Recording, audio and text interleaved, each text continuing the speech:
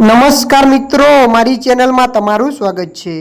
મિત્રો, યુપીની રાજધાની લખનૌમાં સોમવારે બપોરે 2:15 એક બિલ્ડિંગમાં આગ લાગી ગઈ। આ દુર્ઘટનામાં અત્યાર સુધીમાં 15 લોકોના મોત થઈ ચૂક્યા છે, જેમાં 3 મહિલાઓ અને 12 પુરુષો સામેલ છે। મૃતકોમાં મોટા ભાગના વિદ્યાર્થીઓ છે। મળતી માહિતી અનુસાર આપણે વાત કરીએ તો જે બિલ્ડિંગમાં આગ લાગી તે અલીગંજ વિસ્તારમાં આવેલી છે। બેઝમેન્ટ ગ્રાઉન્ડ અને પ્રથમ માળ પર પેટ શોપ અને ક્લિનિક છે।